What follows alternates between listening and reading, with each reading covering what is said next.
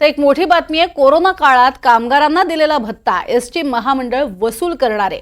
ST महामंडळाची कर्मचाऱ्यांच्या पगारातनं वसुली पाहायला मिळते। मात्र वसुलीसाठी हे तुघलकी फरमान सोडलंय, जे मागे घ्यावं अशी मागणी कर्मचारी करतायत। पगारातनं हप्त्यानं हे पैसे वसूल केले जाणार आहेत। कोरोना काळामध्ये असंघटित कामगारांची उपासमार होऊ नये म्हणून रोजंदारीवरील एसटी कामगारांना भत्ता देण्यात येत होता। मात्र तेव्हा दिलेला हा भत्ता वसुली करण्याचं काम एसटी महामंडळ प्रशासनानं सुरू केलंय। आता पोट असणाऱ्या गरीब कर्मचाऱ्यांच्या पगारातनं हप्त्यानं हे पैसे वसूल केले जात असल्यानं कामगार वर्गातनं मात्र नाराजी व्यक्त होतीये। हे तुघलकी फरमान आहे, जे मागे घ्यावं अशी मागणी केली जाते। शासनाच्या या निर्णयामुळे कामगारांमधनं तीव्र संतापही व्यक्त केला जातोय।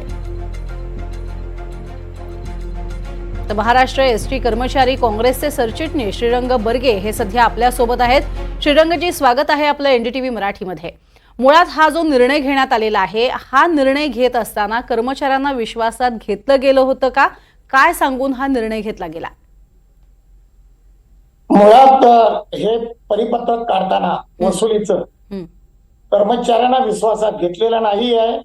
राज्य शासनाने 2020 साली कोरोना काळामध्ये एक परिपत्रक काढलं होतं।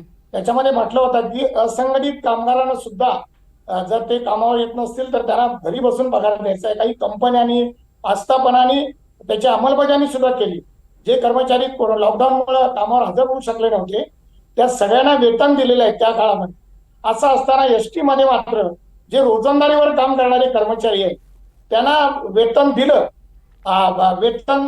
त्या काळामध्ये, कारण ते लॉकडाऊन मध्ये घरी होते। मुळामध्ये एसटी त्या काळात सुरू होती आणि अल्टरनेट दिवस या रोजंदारी कर्मचाऱ्यांना बोलवलं जायचं।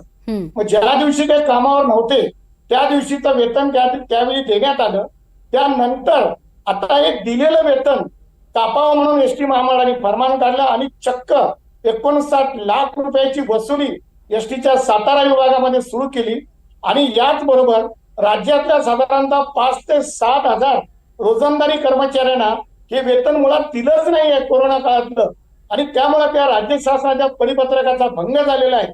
आणि म्हणून हे तुघलकी फरमान काढणाऱ्या अधिकाऱ्यांवर कारवाई झाली पाहिजे असे मी आपल्या माध्यमातून राज्य सरकारला आणि एसटी महामंडळाला मागणी करतोय। नक्कीच। मात्र सगळ्यात महत्त्वाचं श्रीरंगजी, या सगळ्या प्रकरणामध्ये तुम्ही म्हणताय की विश्वासातच घेतलं गेलं नाहीये कर्मचाऱ्यांना। मात्र हे फरमान काढत असताना राज्य शासनाच्या वतीनं मान्यता होती का? त्या संदर्भात काही माहिती मिळू शकली का की केवळ अधिकाऱ्यांचाच हा मनमानी कारभार आहे?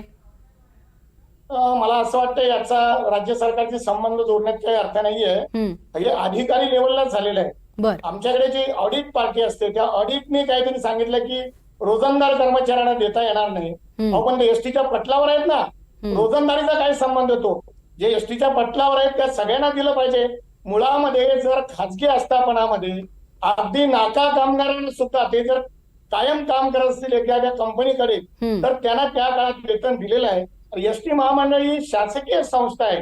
या संस्थेमध्ये असे पैसे कापणं हे दुर्दैवी आहे। आणि म्हणून मी सांगतो, ज्यांनी हे फरमान काढलं त्यांच्यावर कारवाई करायला पाहिजे।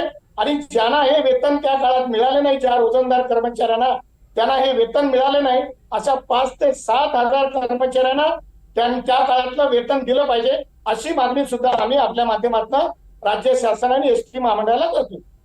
जी, धन्यवाद श्रीरंग बर्गेजी, संपूर्ण माहिती दिली त्याबद्दल आणि नेमकं तुमचं मत काय आहे हे सांगितल्याबद्दल।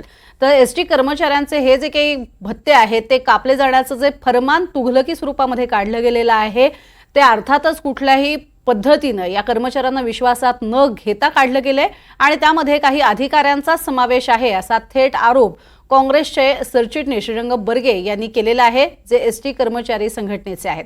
तुर्तास एक छोटासा ब्रेक, पाहत राहा एनडीटीव्ही मराठी।